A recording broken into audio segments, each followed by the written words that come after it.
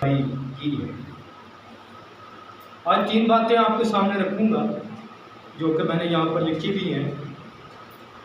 अक्सरियत बादशाह का पस मंज़र कि वो ये कौन है, और दूसरी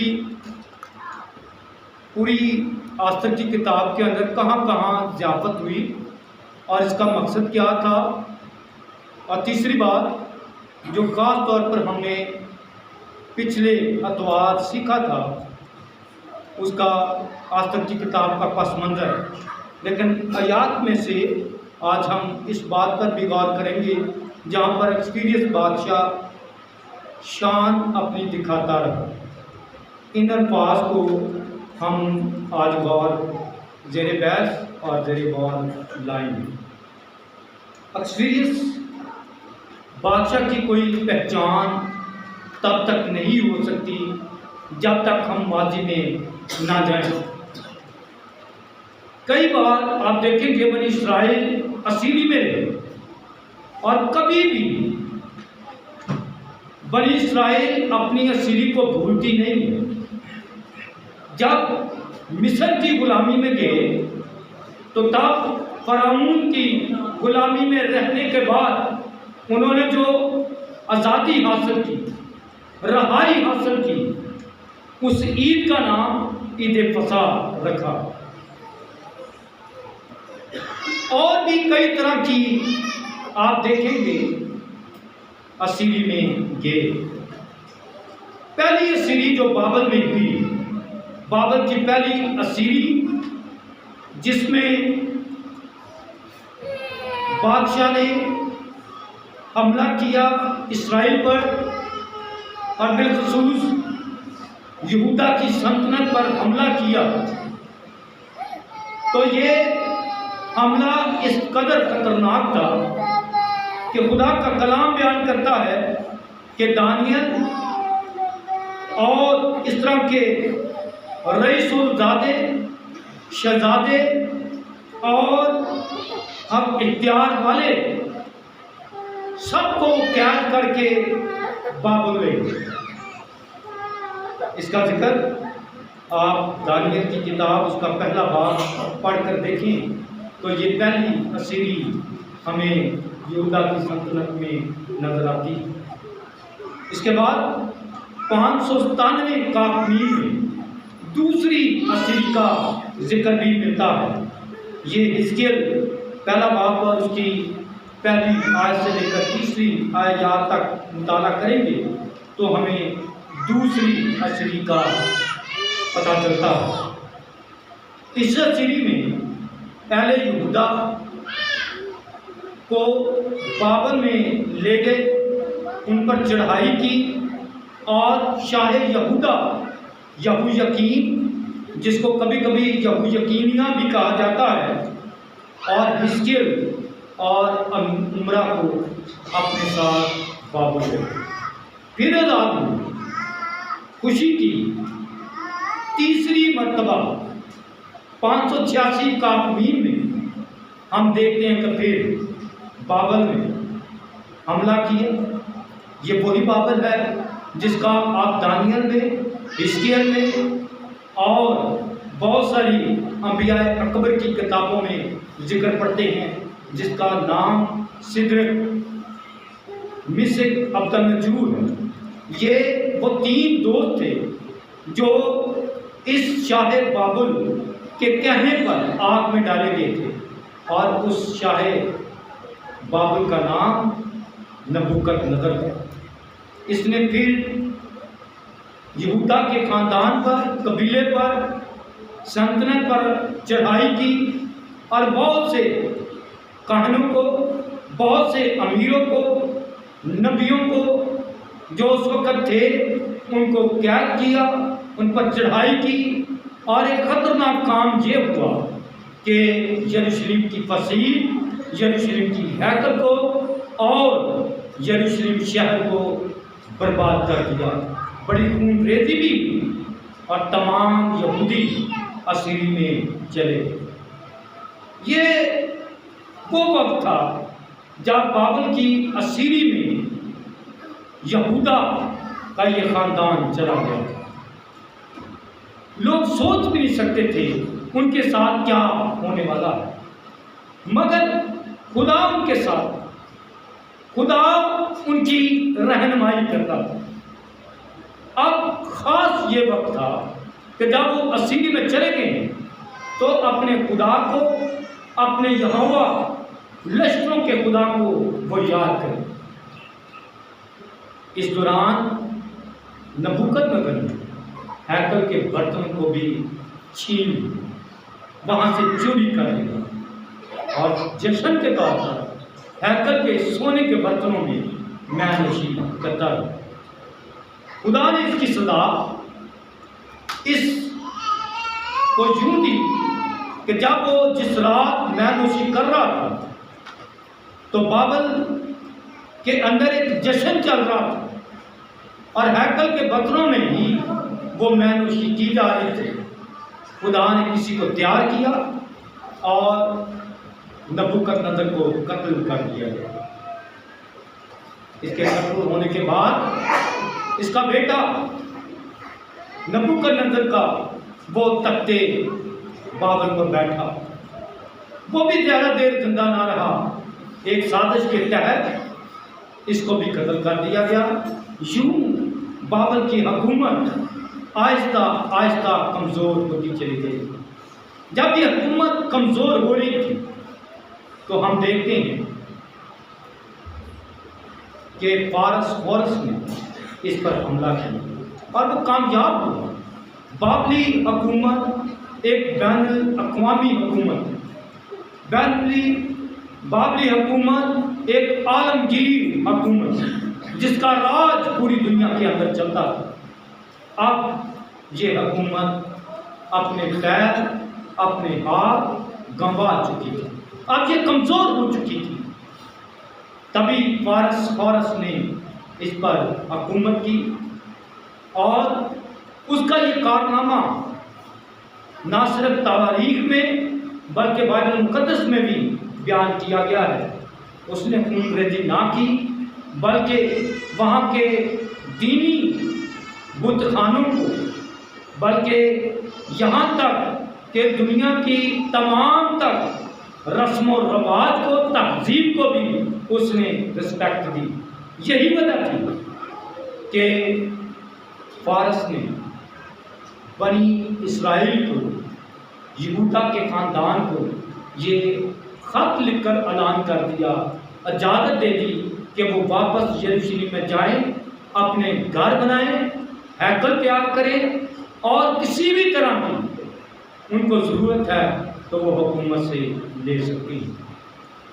इसका जिक्र आप जी की किताब में पढ़ सकते हैं कि जब वो वापस गए, मलाकी की किताब में पढ़ सकते हैं जब वो वापस आए, और वापसी भी उनकी वक्फे से हुई, एकदम से वो यरूशलेम में वापस नहीं गए।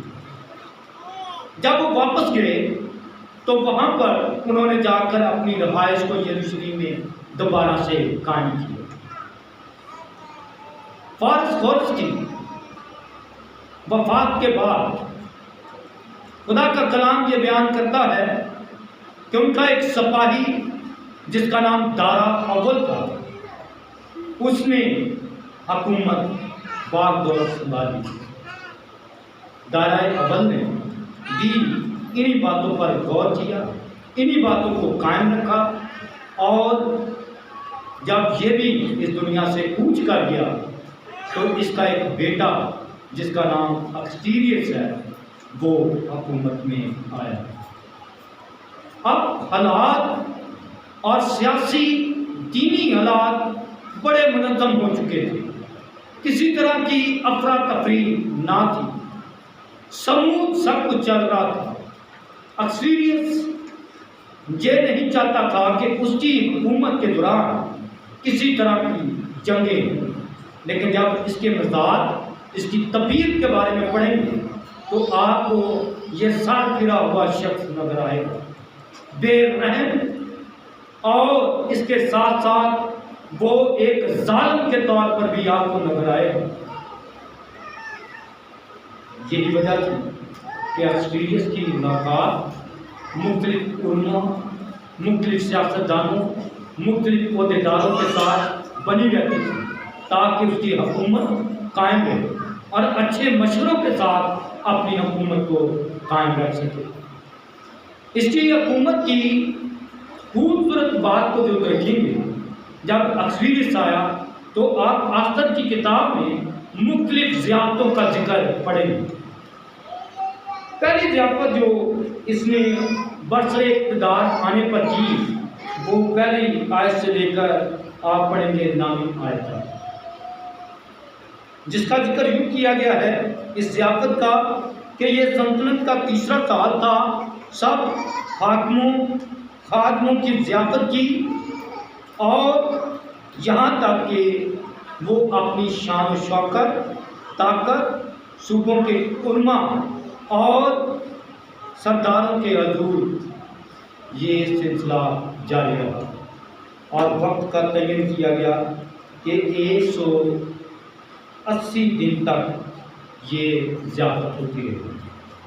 ये पहली ज़ियाफ़त है आस्तर की किताब में जिसका आप जिक्र पढ़ते हैं। दूसरी ज़ियाफ़त जिसका जिक्र आप पढ़ेंगे वो नामी आयत के अंदर है। आस्तर की किताब पहला बाब उसकी नामी आयत में लिखा है, और वस्ती मलका ने भी अक्सरियत बादशाह के शाही महल में औरतों की ज़ियाफ़त की। ये ज़ियाफ़तों का सिलसिला और आगे बढ़ता हुआ हमें नजर आता है। जब आप दूसरे बाब को पढ़ेंगे तो एक और ज़ियाफ़त का जिक्र आपको मिलेगा। आस्तर की किताब दूसरा बाब और उसकी 18वीं आयत में लिखा है, और बादशाह ने अपने सब उमरा और मुलाज़िमों के लिए एक बड़ी ज़ियाफ़त यानी आस्तर की ज़ियाफ़त की और सूबों में मुआफ़ी की और शाही करम के मुताबिक इनाम बांटे। ये तीसरी ज़ियाफ़त का जिक्र आप पढ़ेंगे। पहली ज़ियाफ़त उसने अपनी हुकूमत के 3 साल मुकम्मल होने, अपनी हुकूमत के अच्छे और समूद हालात को चलने के सबब से उसने ज़ियाफ़त की। दूसरी ज़ियाफ़त जो थी वस्ती मलका ने की, और ये ख़वातीन के साथ उसने अलग से ज़ियाफ़त की। इसमें तमाम उन ख़वातीन को दावत दी गई जो उस वक़्त ना सिर्फ हुकूमत में थी बल्कि अपने घरों में नहायत ही काबिल इज़्ज़त थी। उनको भी इस ज़ियाफ़त में इनवाइट किया गया, दावत दी गई। ये तीसरी ज़ियाफ़त जिसका जिक्र आप पढ़ेंगे, ये तब ज़ियाफ़त मनाई गई, ये तब ज़ियाफ़त हुई जब मलका आस्तर मलका बन चुकी है और ये चाहती है कि बादशाह की खुशी की जाए, बादशाह को दावत दी जाए, और उसने इस बात के लिए अपने आप को, अपनी सहेलियों को, अपने साथ जुड़े तमाम लोगों को इस ज़ियाफ़त के लिए तैयार किया, और बादशाह ने इस ज़ियाफ़त को कबूल करते हुए सूबों में माफ़ी की और शाही करम के मुताबिक इनाम भी बांटे। एक और ज़ियाफ़त का जिक्र आप खुदा के कलाम में से पढ़ेंगे जब आप तीसरा बाब, आज तक तीसरा बाब और उसकी 15वीं आयत को पढ़ेंगे तो ये भी एक ज़ियाफ़त है। बल्कि जब पूरा बाब पढ़ते हैं तीसरे बाब को, तो यहाँ पे वो मौका था कि जब बादशाह बहुत खुश है और हामान जो कि यहूदी कौम का दुश्मन है, वो ये चाहता है कि कानून पास करवा लिया जाए, ख़त तहरीर करवा लिए जाए, जिसके सबब से यहूदी कौम को एक ही दिन में ख़त्म कर दिया जाएगा। और ये भी मैनुश की ज़ियाफ़त थी। जब आप 15वीं आयत को पढ़ेंगे तो यहाँ पर लिखा, बादशाह के हुक्म से हर कारे फ़ौरन रवाना हुए और वो हुक्म कसरे सोसन में दिया गया, और बादशाह और हमान मैनुशी करने को बैठ गए, पर सोसन शहर परेशान था। ये ज़ियाफ़त कर रहे हैं, लेकिन सोसन शहर जहाँ पर यहूदी आबाद थे वो नहायत ही परेशान थे कि ये कौन सा नया कानून जो है बन रहा है जिसमें इंसानी जानों का ज़िया होता हुआ दिखाई देता है। आज भी ऐसे हालात आपको पूरी दुनिया के अंदर नजर आते हैं। ऐसी कौमों के हालात आपको नजर आते हैं जिनमें तासुब, जिनमें नस्ल कुशी और रंगो नस्ल को सामने रखकर उन लोगों को जान के हाथ धोना पड़ता है। एक और ज़ियाफत का जिक्र आप पढ़ेंगे जब आप आस्तर की किताब उसका नामा बाब पढ़ेंगे तो यहाँ पर आप मुख्तलिफ ज़ियाफतों का जिक्र पढ़ते हुए आप 5वें बाब से लेकर जब 8वें बाब तक पढ़ेंगे तो 2 मुख्तलिफ ज़ियाफतों का जिक्र आप मलका आस्तर के हवाले से देखेंगे। एक वो ज़ियाफत थी जब मलका आस्तर ने बादशाह, उसके साथ उमरा और हमान को दावत दी और वो आए।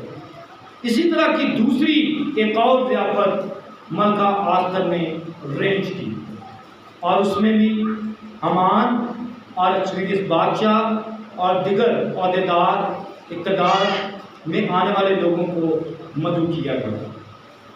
ये 9वें बाब के अंदर जो ज़ियाफत है ये खुशी की ज़ियाफत है जो यहूदी कौम ने कसरे सोसन में मनाई थी। जब आप 9वें बाब की आप 19वीं आयत को पढ़ते हैं तो यहाँ पर इन बातों का जिक्र आपको मिलेगा। और खुदा के कलाम में लिखा है 17 आयत में, ये अदाफ के महीने की 13 तारीख थी और उसकी 14वीं तारीख को उन्होंने आराम किया और उसे ज़ियाफत और खुशी का दिन ठहराया। आज भी यहूदी जब ये महीना अदाफ का आता है तो उसकी 13 तारीख को मुकम्मल तौर पर रोज़ा रखते हैं। रोज़ा रखने के बाद जिस दिन रोज़ा रखते हैं उस दिन आस्तर की किताब के 10 अबवाब अबाद की सूरत में पढ़े जाते हैं और जब इन अबवाब को पढ़ा जाता है जहाँ जहाँ पर हमाम का नाम आता है, हमान के नाम पर वो अपने पांव जोर से पटकते हैं और फिर एक खास दुआ होती है और वो दुआ ये है कि मर्द की जो इसके अंदर हीरो नजर आता है उसके लिए बरकत चाही जाती है और हमान जो यहूदी कौम का दुश्मन था उसके लिए लानत की दुआ की जाती है। इसलिए यहाँ पर लिखा है कि ज़ियाफत और खुशी का दिन ठहराया गया। 14वीं तारीख को वो सेलिब्रेशन करते हैं, खुशी का दिन मनाते हैं और ये खुशी इस बात की अलामत थी कि खुदा ने अपनी परवरदिगारी के वसीला से उनको हमान जैसे दुश्मन से बचा लिया। मेरे हमने इन बातों पर गौर करते हुए इस आयत पर भी तवज्जो देने की ज़रूरत है कि जब आस्तर की किताब का आगाज़ होता है तो लिखा है कि जब ये दिन गुजर गए तो बादशाह ने सब लोगों की, क्या बड़े क्या छोटे, जो कसरे सोसन में मौजूद थे, शाही महल के बाग के शहर में 7 दिन तक ज़ियाफत की। इस ज़ियाफत में उसने क्या काम किया, अपनी खुशी का इजहार किस तरह से किया, उसको भी हमें सामने रखने की ज़रूरत है। मैं चाहूँगा कि आप मेरे साथ आस्तर पहला बाब और उसकी 4थी आयत को निकालें ताकि हम इन सारी बातों पर जो मैंने आज आपके सामने रखी हैं इन पर हम गौर कर सकें। तब वो बहुत दिन यानी 180 दिन तक अपनी जलील कदर सल्तनत की दौलत और अपनी आला अजमत की शान उनको दिखाता रहा। क्या करता रहा? उनको अपनी शान दिखाता रहा। शान दिखाने का मतलब ये था कि अक्सरियत बादशाह को प्रेज की जाए, उसकी तारीफ की जाए, उसको सराहा जाए कि वो कितना बड़ा अजीम बादशाह है। और ऐसा था भी, लोग उसकी तारीफ करते थे। यही वजह थी, लोग उसके सामने झुकते भी थे। हमान ने उसी इख्तियार को, उसी तर्जीम को अपनाते हुए सबसे कहा कि जब मैं भी गुजरूँ तो लोग मुझे झुककर सलाम करें।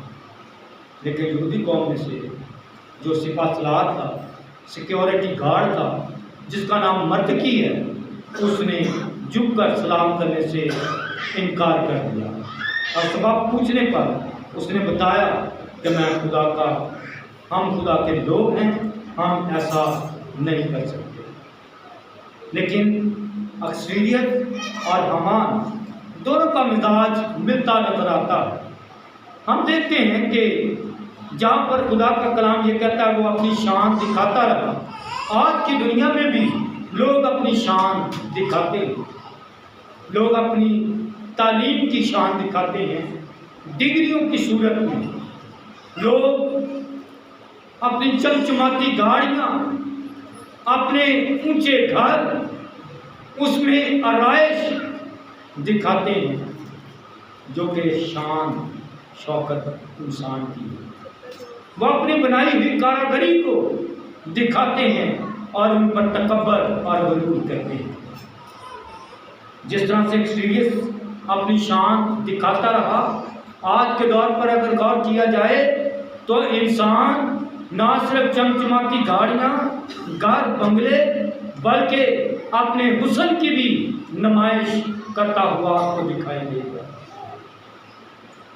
इसके साथ साथ अपने कपड़ों का भी वो तकब्बुर करता दिखाई देगा। ये खुदा की शान के खिलाफ, ये तमाम बातें खुदा की अजमत और उसकी शान के खिलाफ है। जब फराउन ने मिस्र के अंदर खुदा के सामने खुदा की बात, खुदा के बंदा मुकद्दस मूसा की मानने से इनकार कर दिया और उनको इबादत करने की इजाज़त ना दी, तो यही तकब्बुर था उसका। वो नहीं चाहता था कि जिंदा आसमान के खुदा की इबादत की जाए।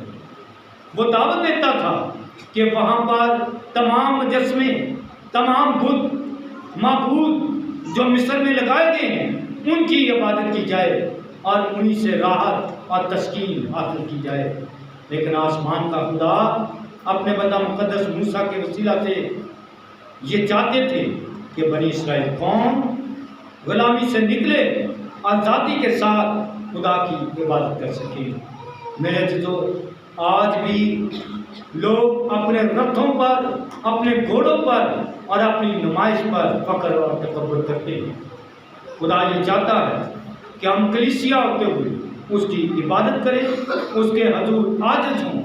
और यही बातें हैं जिनकी बुनियाद पर खुदा यीशु मसीह ने हमें भी फरोख्तन और हलीम बनने की तालीम दी।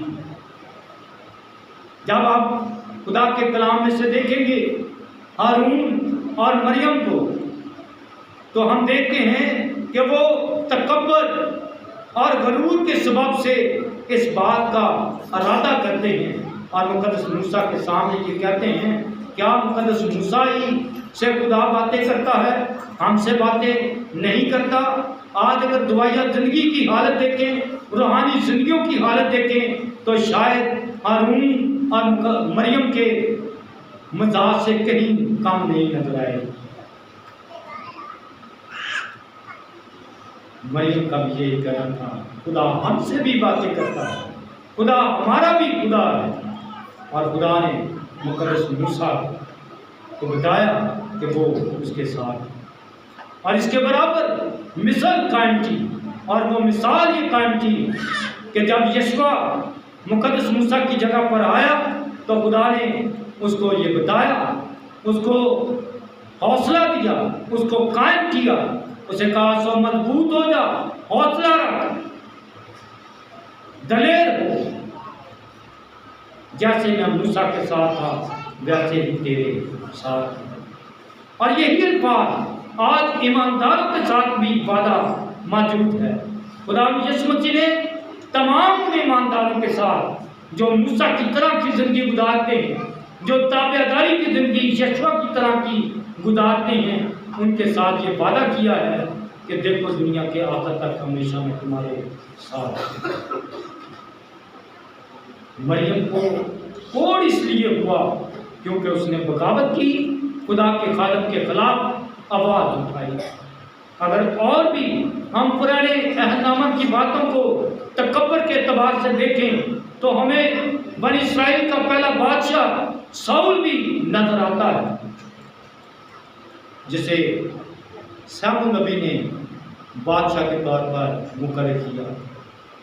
वो सियासी रहनुमा तो था, लेकिन अब उसका तकब्बुर इस कदर बढ़ चुका था कि उसने दीनी क़यादत भी अपने इख्तियार में लेने की कोशिश करनी शुरू कर दी। जब आप पहला शमूएल पढ़ेंगे तो वहाँ पर लिखा है कि शमूएल नबी को देर हो गई तो ये पहले पहुँच गया कुर्बानियाँ चढ़ाने के लिए। इसने शमूएल नबी का इंतज़ार नहीं किया, बल्कि खुद सोफतली कुर्बानियाँ खुदा के गुजरान दी, जिस पर शमूएल नबी को गुस्सा आया, वो नाराज भी हुआ, लेकिन साउल पर किसी तरह का कोई असर ना हुआ।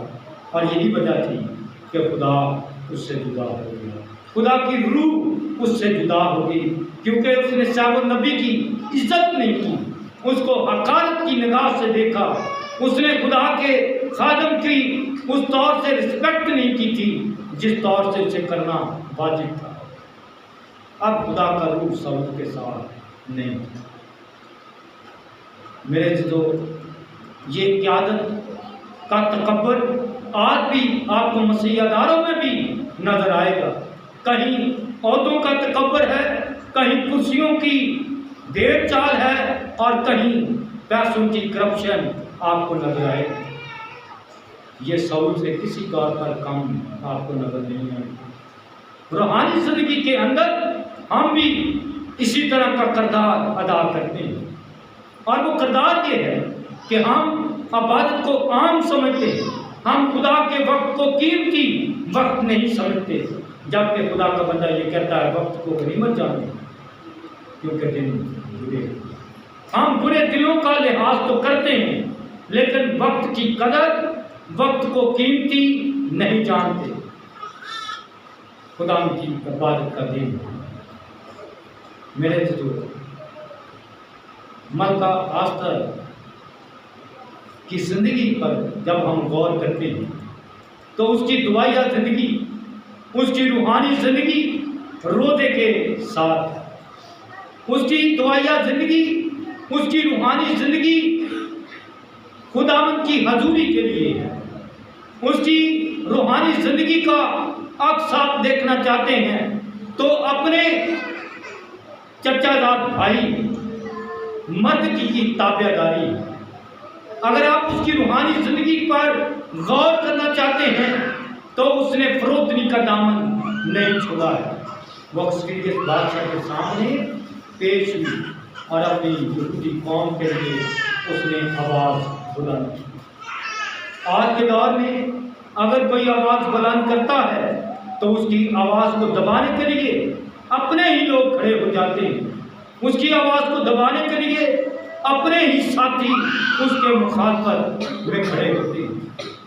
लेकिन मलका आस्तर ने रूहानी दलेरी भी पाई और एक्सपीरियंस बादशाह के सामने उसने दलेरी के साथ आवाज़ भी बुलंद की। उसने तमाम रस्म और रिवाज का भी लिहाज रखा और खुदा के सामने गिड़गिड़ा कर उन तमाम रस्म और रिवाज को जो वहाँ पर थे, जो मलका आस्तर के खिलाफ भी जाते थे, तो भी उसने खुदा की हजूरी में ठहरकर अपनी कौम के लिए किया।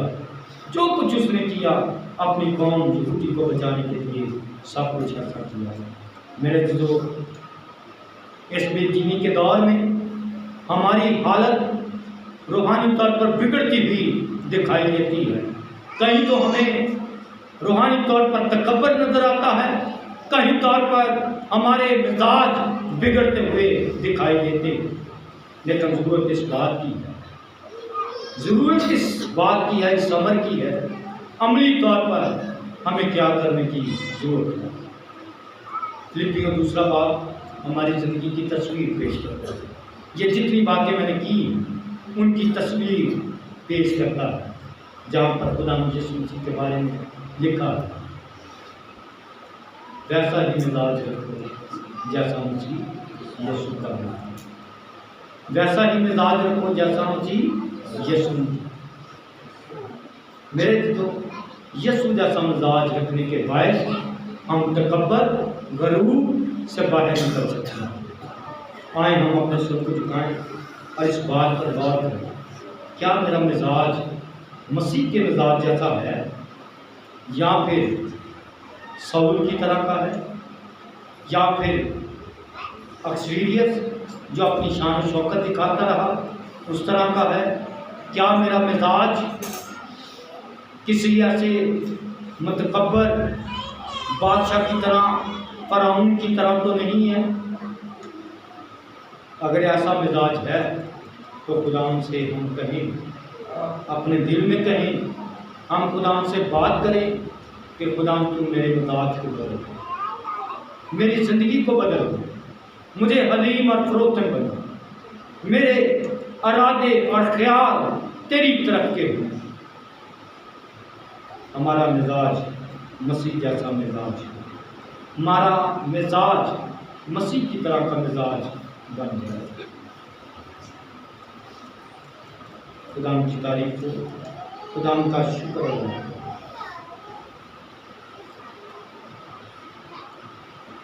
हम अपने सर को झुकाए रखें, थोड़ी देर के लिए खामोशी से हम अपने दिलों में कसरत करें और अदा करें कि खुदा ने आज हमें ये मौका बख्शा है कि हम खुदा के कलाम में से जो बरकत आपने पाई है, खुदा के रूह उसने जिस गुनाह, जिस बुरी बात के ऊपर आपकी उंगली रखी है, खुदा उनसे माफ़ी मांगे। जिस इरादे को आप करना चाहते हैं रूहानी तरक्की के लिए लेकिन नहीं कर पाते, आप खुदा से अपने ईमान की सिफारिश करें कि खुदा हमें आगे बढ़ने का फजल बख्शे, और इस बात पर ध्यान करें कि रूहानी तौर पर मैं क्यों आगे नहीं बढ़ पाता। शायद मेरा तकब्बर मेरी राह की रुकावट तो नहीं है। हम ऐसी बातों पर भी अपनी जोर दें। दुआ मांगे। खुदा आसमानी बाप, बरबर के खालिक और मालिक मसीह यीशु में हमारे प्यार करने वाले बाप, तेरे लोगों के लिए शुक्रगुजारी करते हैं। यकीनन तेरे कलाम की ठोस बुनियाद हमारे दिल पर और हमारी ज़िंदगी पर जड़ पकड़ रही है।